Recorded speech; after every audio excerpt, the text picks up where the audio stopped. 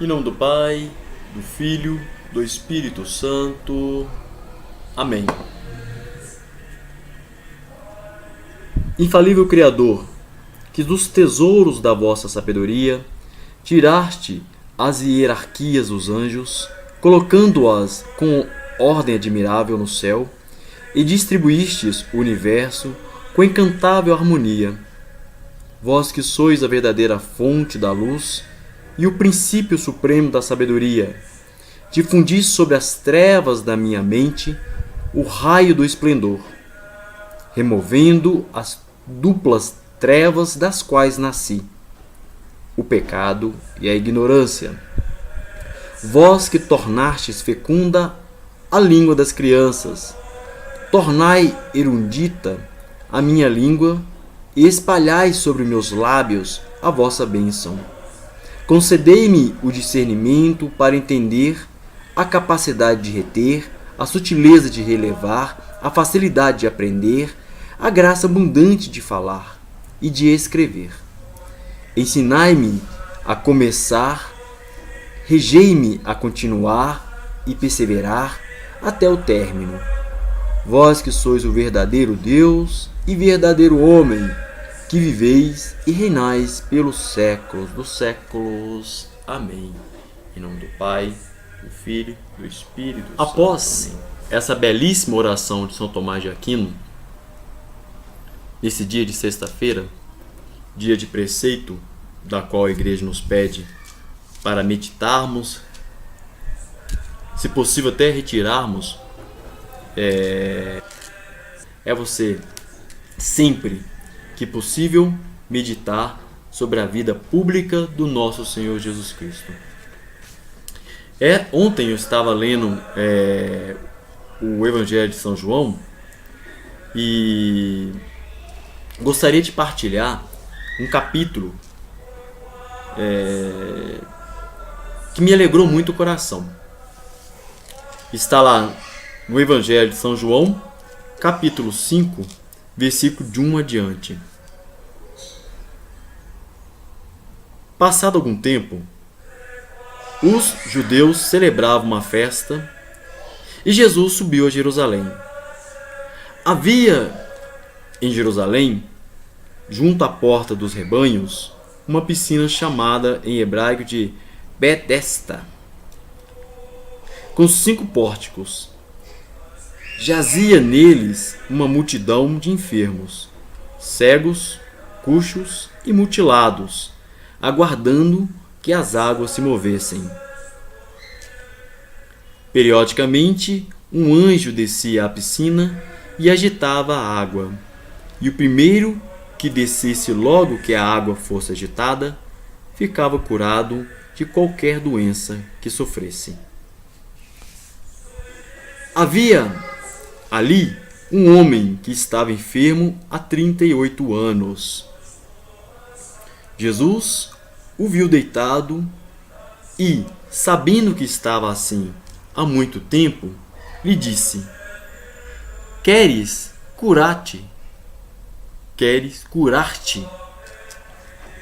O enfermo lhe respondeu: Senhor, não tenho ninguém que me coloque na piscina quando a água se agita. Quando chego, outro já entrou. Disse-lhe Jesus: Levanta-te, toma o teu leito e caminha. Imediatamente esse homem ficou curado, pegou o leito e pôs-se a andar. Mas esse dia era sábado, por isso os judeus disseram ao que foi curado: Hoje é sábado, não podes transportar o leito. Respondeu-lhes: Aquele que me curou disse-me para pegar o leito e caminhar. Perguntaram-lhe: Quem te disse para pegar o leito e caminhar? O homem curado não sabia quem era, pois Jesus se havia retirado do lugar tão concorrido. Mais tarde, Jesus o encontrou no templo e lhe disse: Vê, estás curado. Não voltes a pecar, para que não te aconteça algo pior. O homem foi e disse aos judeus que era Jesus quem o havia curado. Por esse motivo, os judeus perseguiam Jesus por fazer tais coisas no sábado. Por causa disso, os judeus passaram a perseguir Jesus por fazer tais coisas em dia de sábado. Se eu fosse dar um título para essa reflexão, o título seria o seguinte: qual dos três eu sou? Na Sagrada Escritura, há três personagens: o enfermo, os judeus e o nosso Senhor Jesus Cristo. E é interessante que saibamos as características de cada um deles, para dessa forma sabermos qual dos três eu me encaixo. O primeiro é o enfermo. E quais são as características desse enfermo? Primeiro, a Sagrada Escritura não demonstra qual que é a enfermidade que ele está passando. Provavelmente deva ser um paralítico. Não é relatado na Sagrada Escritura. Mas algo é um fato. É uma pessoa sem iniciativa, já que fazia mais de 38 anos que ele estava ali esperando que alguém o pegasse e o colocasse naquele local para se banhar com aquelas águas. Quantos de nós somos assim? Deitado em nossos leitos, dos nossos sofrimentos, das nossas dificuldades, nos achando. Quantos de nós não conseguimos perceber que, mediante a dificuldade, muitas vezes nosso Senhor Jesus Cristo está nos dizendo: queres ser curado? Quantas vezes nós não compreendemos que essas dificuldades nos são necessários para nos purificarmos? Mas nós não. Nós ficamos nesse marasmo, nessa dificuldade, nessa reclamação, murmuração, nos vitimizando, né? No século na qual vivemos hoje é o século da vítima, né? Todas as pessoas ficam nessa situação de vítima, sabe? Ah, mas só eu que estou sofrendo, ninguém olha para mim, coitado de mim. Saiamos deste marasmo. Dai a César o que é de César e a Deus o que é de Deus, como está lá em Mateus 22, 21. Façamos aquilo que compete a nós, aquilo que é ordinário, aquilo que é nosso. Façamos com amor, com agrado, com caridade. Eu tenho absoluta certeza que Deus que está no céu, Ele vai intervir se achar necessário, se aquilo for bom para nós. Saiamos deste marasmo. Saibamos viver as dificuldades como verdadeiros cristãos católicos. Paramos de ficar mendigando e passamos a contemplar os manjares que Deus tem para nós.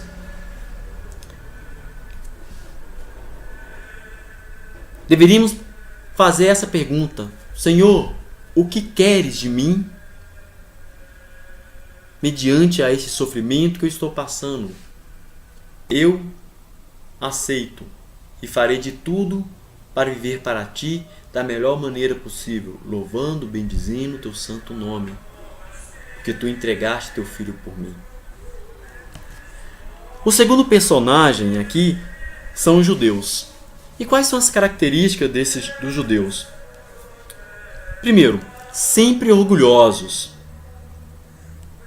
Exaltavam suas qualidades. Os judeus gostavam de serem vistos em praças públicas com frases da Torá na testa, na barra das suas túnicas. Gostavam sempre dos primeiros lugares e os melhores lugares. Gostavam de criar leis, mas eles mesmos cumpriam. Também nós somos as leis. Fazemos de tudo para sermos notados. Fazemos de tudo para termos os melhores lugares. Fazemos de tudo para provar para outrem que somos mais santos, que somos mais castos. Amamos sair com camisas escritas: eu vivo a castidade, eu vivo a santidade. Quero deixar bem claro aqui que não sou contra essas camisas com essas frases.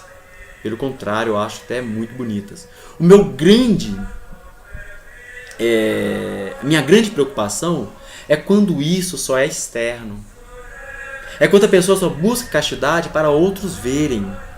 É quando a pessoa só busca santidade para ganhar ponto com outros. Interiormente ela está vazia. É como se fossem sepulcros caiados, bonito por fora, podres por dentro. Não consegue mover sequer um dedo para ajudar aquele que está necessitando. Não consegue mover um dedo sequer para ajudar aquele que está no vício. Pois, não, eu não padeço dos vícios. Eu sou um homem virtuoso. Deus está em mim. Agora aquele, não. Aquele, coitado, ele precisa aceitar Jesus. Quantos de nós somos hipócritas e vivemos como esses judeus, querendo aparecer para todos?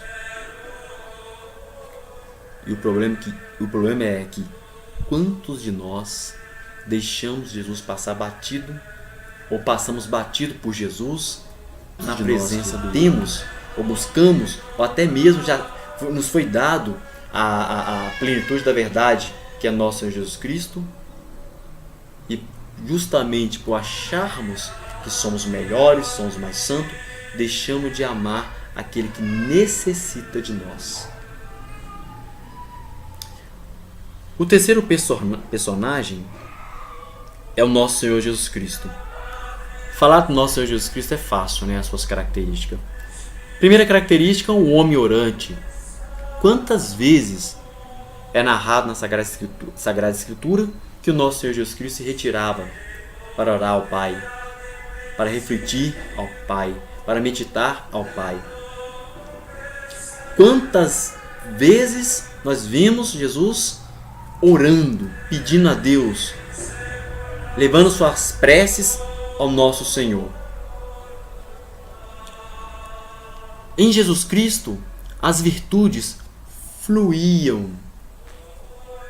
Jesus Cristo era um homem virtuoso. Exalava nele a caridade, exalava nele a justiça. Ele sabia amar tanto o justo como o injusto, se esse injusto era injusto sem saber o que era a virtude. Ele amava aqueles que estavam doentes, ele amava os que estavam sãos.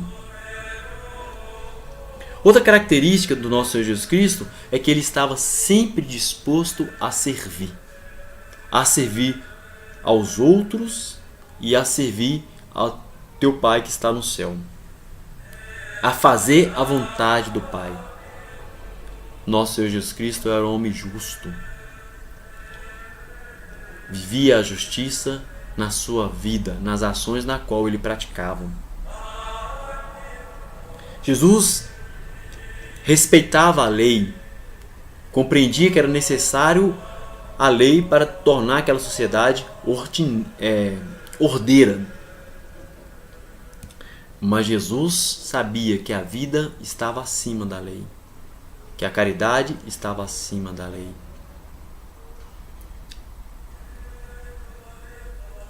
Qual dos três nós somos?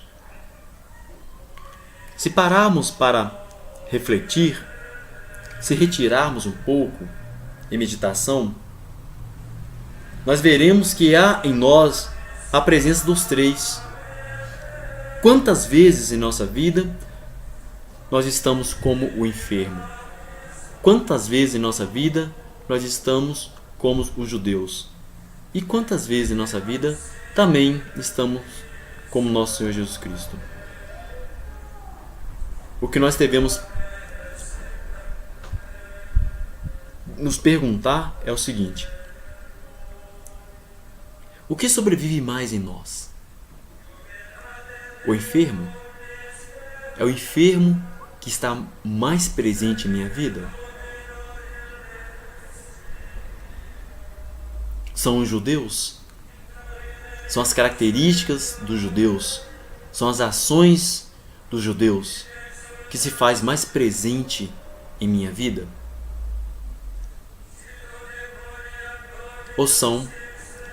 Ou é as características do nosso Senhor Jesus Cristo? Para você perceber que você está mais próximo do nosso Senhor Jesus Cristo, lembra de São João Batista.